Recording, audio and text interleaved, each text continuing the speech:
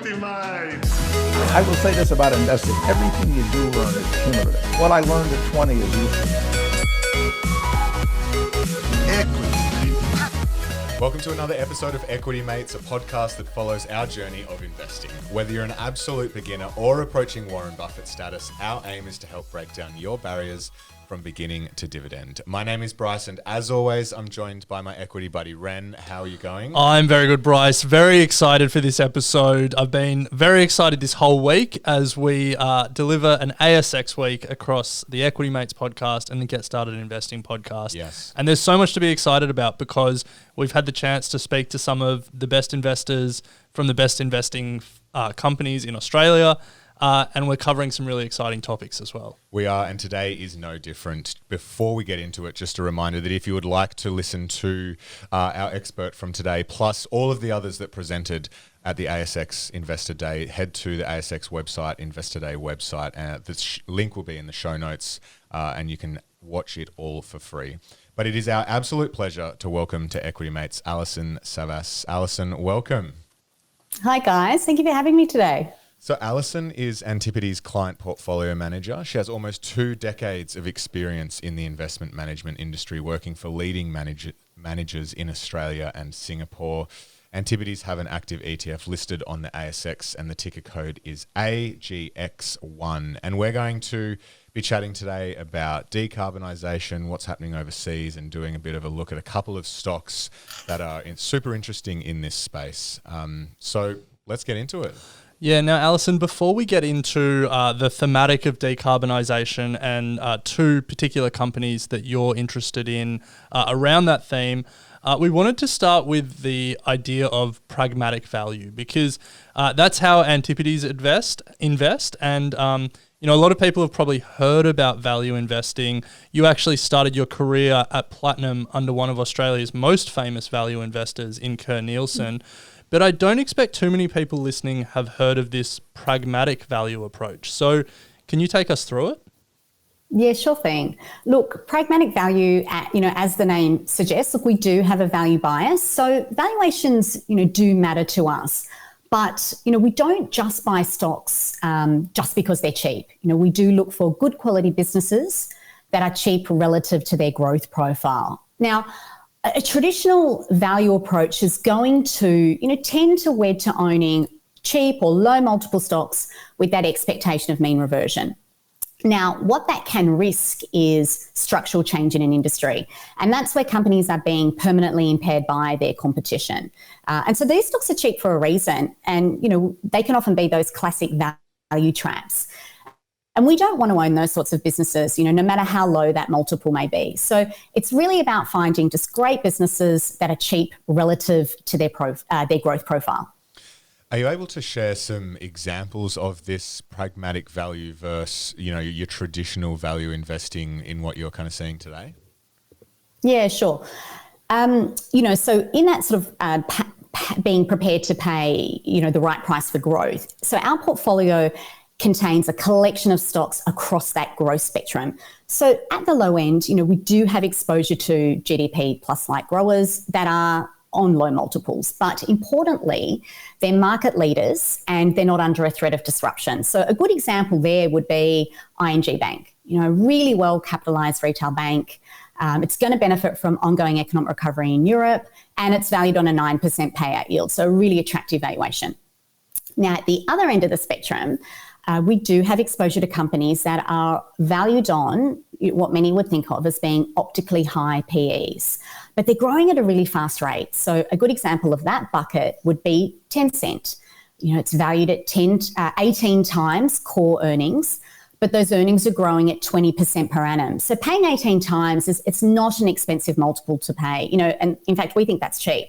So ING and a Tencent both have a place in a pragmatic value portfolio.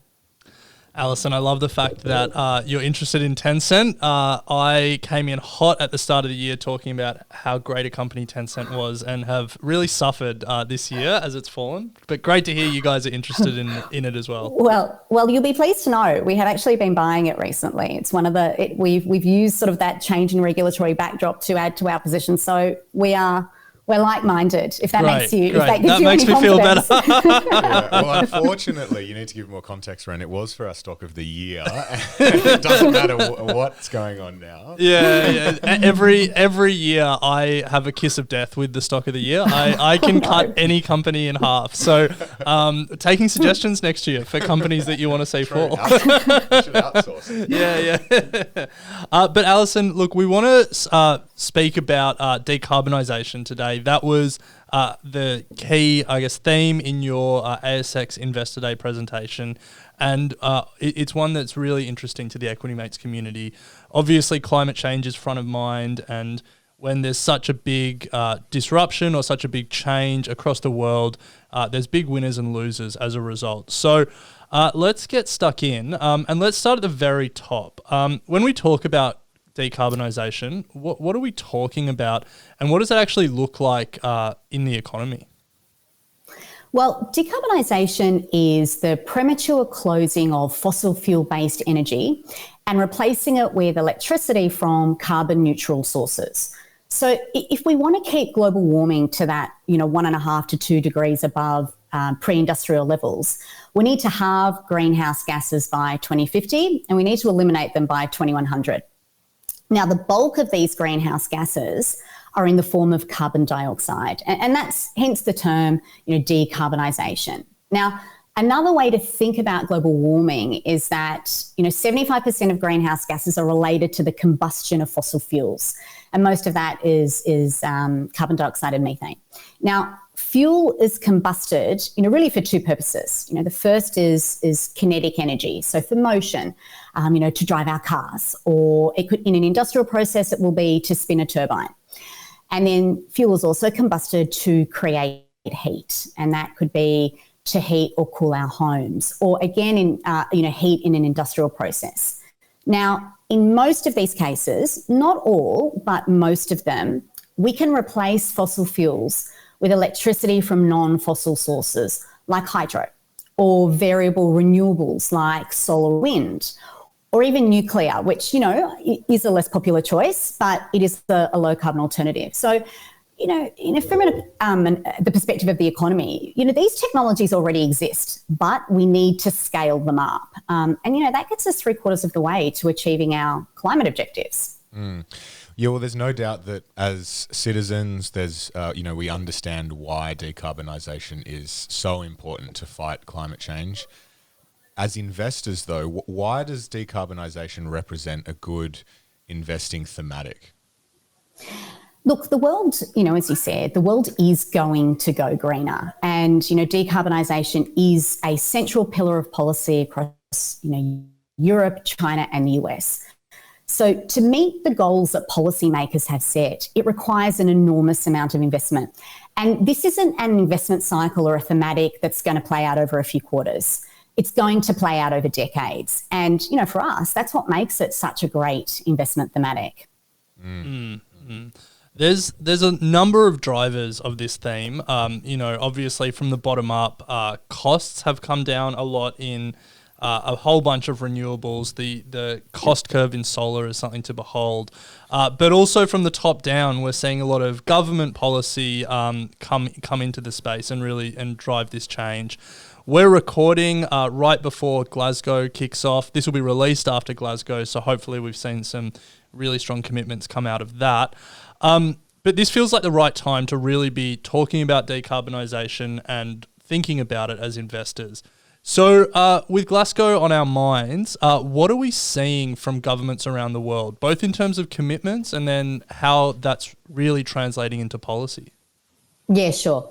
So, look, I'll talk to the three major economic blocks because that's where we're really, seeing quite a lot of change. China, the US, and Europe. And I'll start with China. China's got a goal to reach peak carbon emissions by 2030 and to be carbon neutral by 2060, which, will be no easy feat for China given the starting position and a pretty big dependence on coal. But the policy change that we are seeing in China is prioritising reducing emissions over adding more and more capacity to these very high emitting sectors like coal and steel and aluminium and chemicals.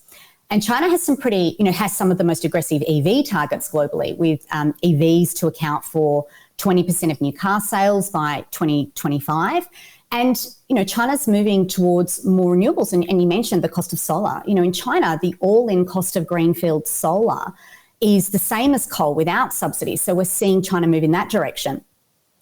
And then even in the US, the southwest of the US is one of the richest solar resources globally, with more than, I think it's around 10,000 gigawatts of utility scale solar plants.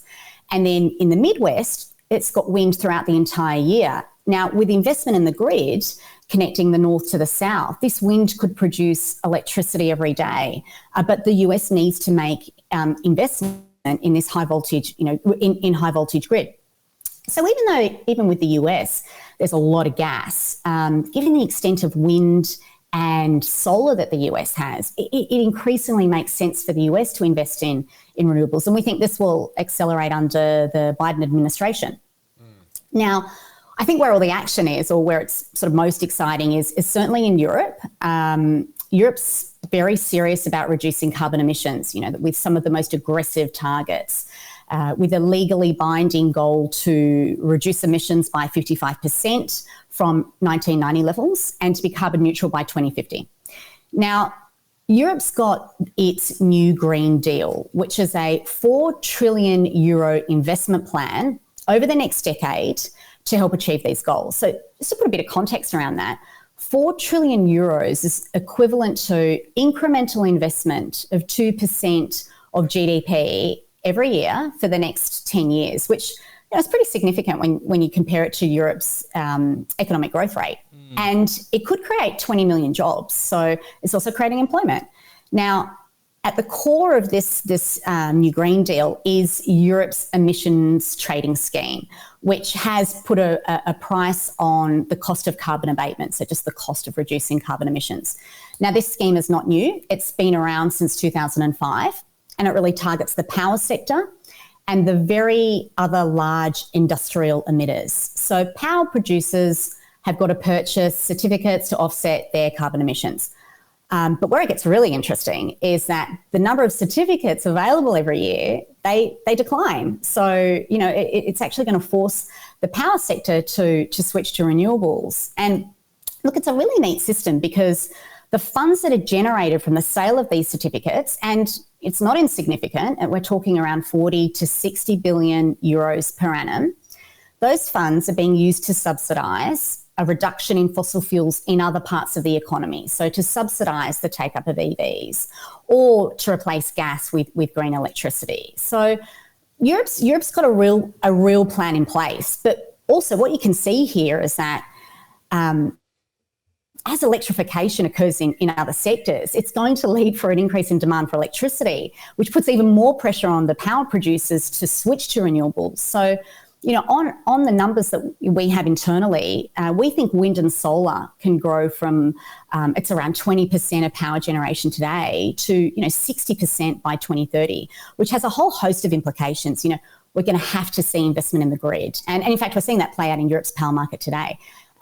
There's been an underinvestment in the grid, and as renewable generation has increased, the grids become unstable, and we need to see a lot more investment in transmission and distribution. We're going to need to see investment in storage because, as you know, the sun doesn't necessarily shine and the wind doesn't necessarily blow at the same time as peak demand. So, we need to be able to store this excess, generation in times of low demand so we don't lose the energy. So, a lot needs to happen. It's not just about a bit of solar here and some EVs there. It really is an investment super cycle, which is going to play out over a very long period of time. Alison, we're going to cover two stocks that you're particularly interested in terms of how we play this thematic, well, in terms of how Antipodes is playing this thematic. Before we do, I want to touch on I want to pick up on something you mentioned there. You said Europe has had a trading scheme since 2005. Yes. And when I hear that, all I think is that Australia could have followed them in 2008, but instead we had a bit of a lost decade in terms of climate policy in Australia. So when you look at Europe and you see how far ahead they are than Australia and the rest of the world, What can we learn from them? What should Australian policymakers be learning and perhaps copying from Europe? Look, I think what's important is also the context, and also what drives the motivation. I think the context is what shows you what's driving that motivation in Europe. Europe's a net importer of fossil fuels, so reducing dependence on these imports is positive for Europe's GDP. Europe spends, it's around 120 billion euros per annum on importing energy. And of course, Europe's a wealthy country that can afford the investment. So in Europe's case, decarbonisation, it's a bit of a no-brainer, right? Because it's adding to GDP and it's creating jobs internally. Now, when you look compared to Australia, politically, it's a different decision. We're dealing with a different framework here. The challenge in Australia is that we have large amounts of coal and gas, and so the transition is more challenging. Now, where we are lucky in Australia is that we do have tremendous solar and wind resources, and Australia is a wealthy nation. And as you mentioned, there is a real push from the community to shift in this direction. So we can afford the cost of the transition. I mean, I think the problem is that politics are unpredictable. But if there's any doubt about decarbonisation, is the Australian Nationals are on board with a net zero target in 2050, and that's positive. So hopefully, we will start to see much more concrete policies. Well, I think the most hopeful thing that we saw out of that whole Nationals Liberal squabble, shall we say, was that business was getting on, and even some of the most unexpected businesses were making big commitments. The day that the national parties came out and said, we're not sure if we're going to commit, Rio Tinto tripled their investment and tripled their ambitions when it came to carbon reduction. And, that's one of the most old school mining companies out there. So exactly. People often look at the market and think that the market moves faster than politics, and hopefully that's a good indication. Yes. So Alison, as Ren mentioned, we have two stocks from your presentation that you're very interested in to do with decarbonisation, and here at Equity Mates we love nothing more than talking about stocks. So the two that you spoke about were Siemens? Yeah. And Norsk Hydro. So correct. Let's start with Siemens. For each of these, we'll go through what the company does, the role it's playing in decarbonisation, and then chat about valuation. So for those who haven't heard of Siemens before, what does this company do? Look, Siemens historically was this big conglomerate. So it's a very big industrial company that, did a whole host of industrial businesses. Now, but what's happened in more recent history is that it's actually slimmed down its portfolio substantially. And today, where its focus really is today, which is what makes it such an exciting investment, is it's the global leader in factory automation. So it's the only company globally that can do both the hardware to make a manufacturing line run as efficiently as possible, but also the software which controls and optimizes those processes. Now, as we move into a low carbon world, manufacturing lines have to be redesigned and retooled. And just look at the auto industry, huge investment required to, pivot from manufacturing lines that focused on internal combustion engine vehicles to EVs. Now, Siemens, on the hardware side, they do the robots and products to make manufacturing lines energy efficient. But on the software side, they have digital industries, which, amongst other things, allows a company to make a digital twin of the product that it's trying to produce. So rather than manufacturers having to produce, these endless prototypes of products in the real world, they can now design, build, and even stress test their product in the virtual world. So in cars, this includes a virtual wind tunnel. So it's incredibly efficient. And look, a little known fact about Siemens is that it's the 8th largest software business globally is housed inside Siemens, a massive industrial company, which is pretty remarkable. And they're also a top 3 player in rail. So they provide the signalling equipment, which is really key to rail infrastructure. Now, rail is the most environmentally friendly form of transport. And, you know, it's critical to reducing carbon emissions in the transport sector. And look, you know, again, looking at Europe, you know, Europe's in discussion to remove short haul flights where rail can be a viable alternative. So what you can see here with Siemens, you know, what role does it play? It's a facilitator. You know, it's an enabler of reducing carbon emissions, and we think it's going to be a key winner in a low carbon world. In terms of valuations or you know, how we think about the value of this company, it's, you know, despite its position, you know, it's valued at only 14 times earnings, with those earnings growing more than 10% per annum. And in fact, if you sort of exclude all the other bits and pieces and you just look at digital industries, which, you know, I hope, you know, you can sort of hear from that commentary, you know, that's really the jewel in Siemens' crown. You know, it's valued at 10 times EBITDA, so 10 times earnings before interest, tax and amortization, where its pure play peers are valued at 25 times EBITDA. So we do see that there's still quite a bit of upside left in Siemens. And in fact, it is one of the largest positions in our portfolio. I love that. Number one, I love the fact the relative valuation on European stocks compared to American stocks. There's just it's very different. Yeah, but I love the way that you're approaching that theme. You know, a lot of people think the grid is going to change. You know, we're going to decarbonize, so let's go to renewable energy stocks. But the thought process of all these manufacturing lines are going to have to change, and who's going to change them and how they're going to change. Not a way that I thought of playing that trend. So, you know, this is why we love having these conversations. It's a fascinating company. For people, just if people want to do more research, Siemens, it's German. Yes. What's the stock ticker? Look, it's SIE. Okay. Yeah, with a European bit at the end. Yeah. GR, potentially GR. Yeah.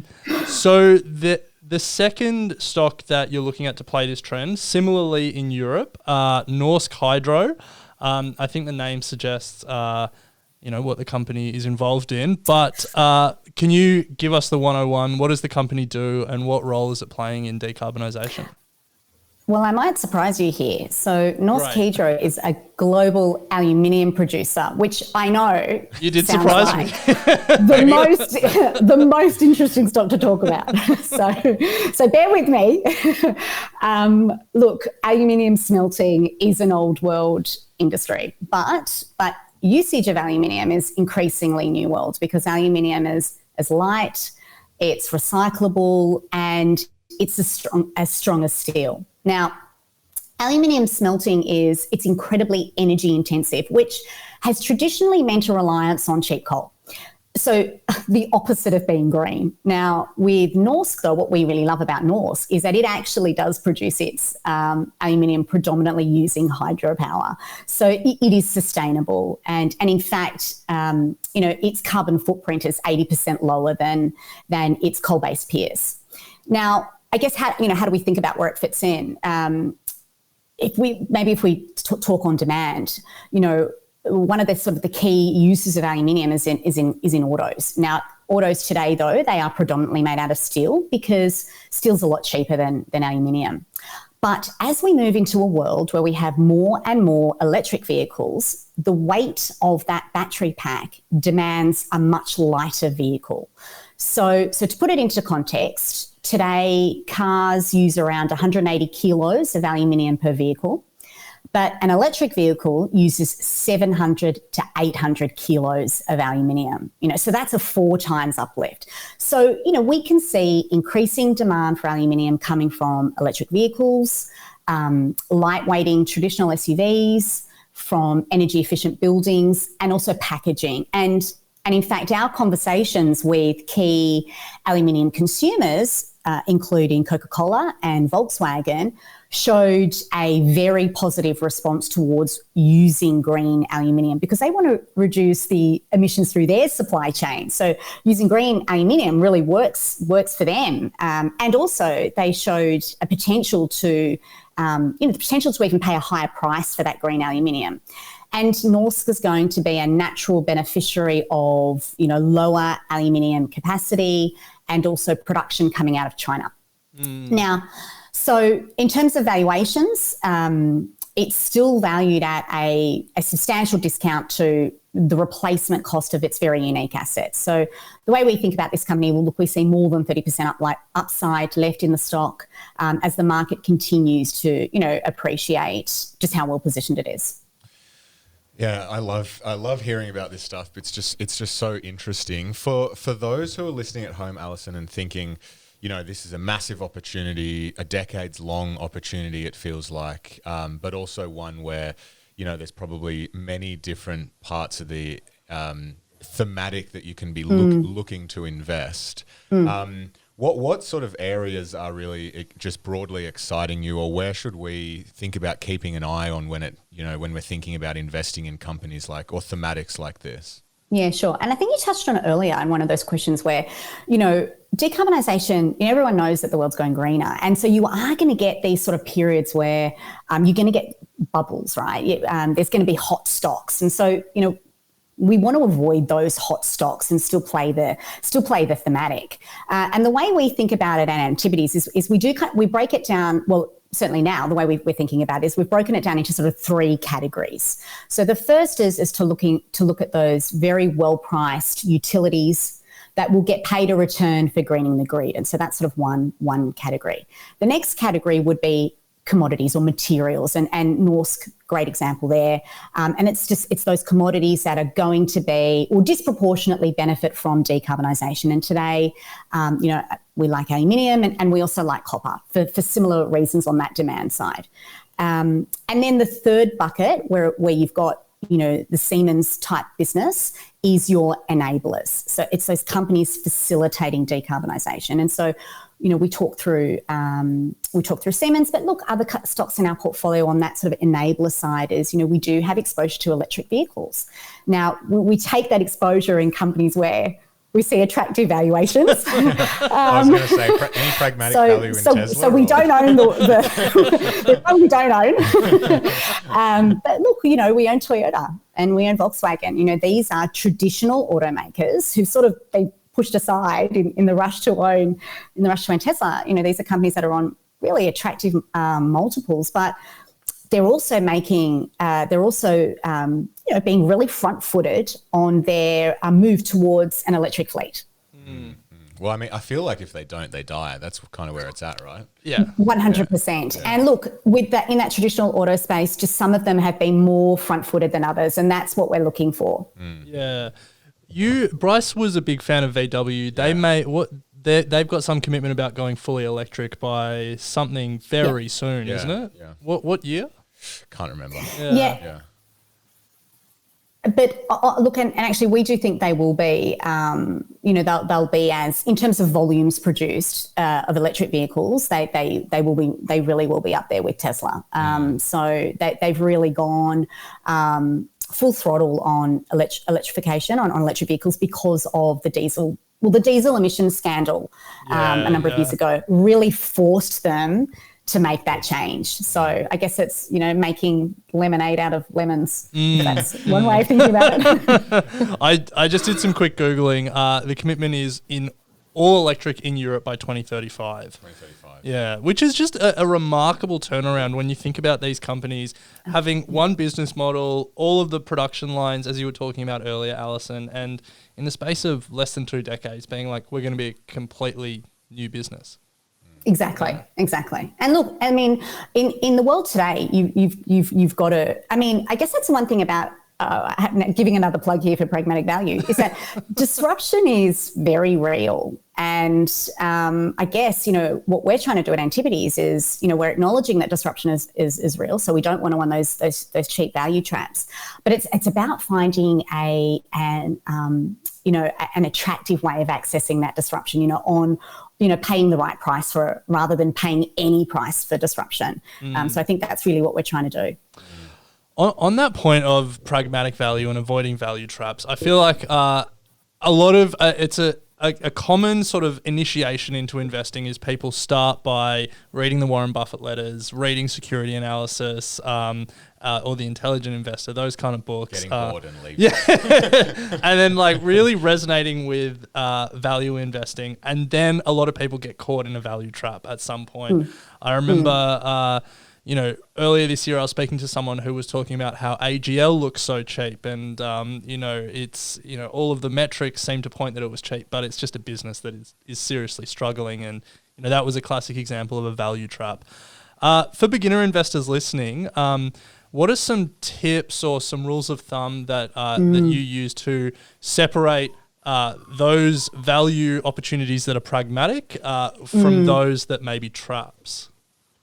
Yeah, look, this is a tricky one, and actually, look, it's a lesson I really learned as an analyst back in my analyst days. As investors, we are just we're always looking for a deal, I think, is what the problem is, right? We're always looking for that cheap stock, and we can invariably get sucked into owning that fourth or fifth largest player in a market, which because you think it's on the more attractive valuation, and you think you're gonna make that the multiple will mean revert, or it'll catch up to its peers.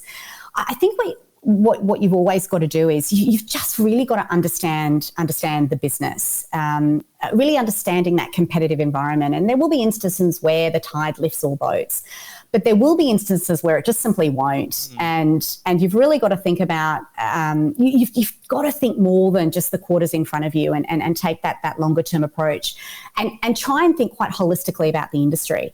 I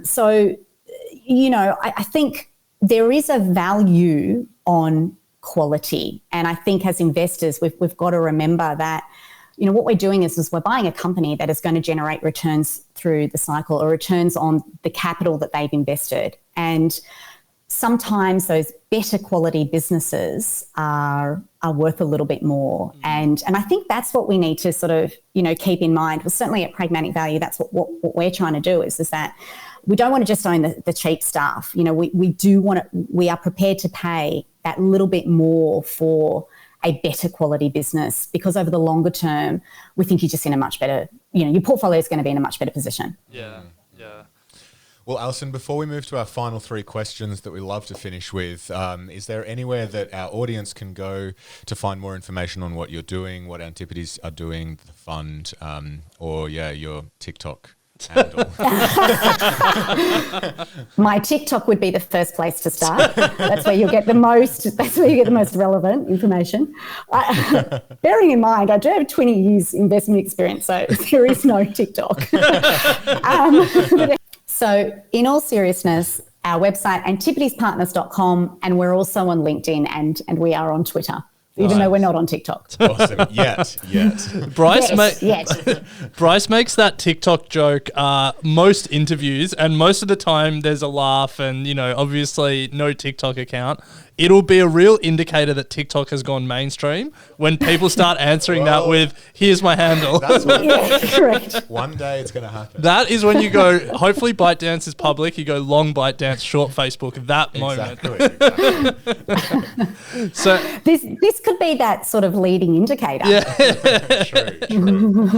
So Alison, we'll get stuck into the final three questions. And the first one is, do you have any books that you consider must read? Yeah, look, there is a book called Capital Returns, and it's by Marathon Asset Management. So it's another investment firm, and also Edward Chancellor. And what the book is it's basically a reprint of Marathon's own investor letters and their own internal research notes, along with commentary over their decade of investing. It's roughly a decade. I think it goes from 2002 to 2015.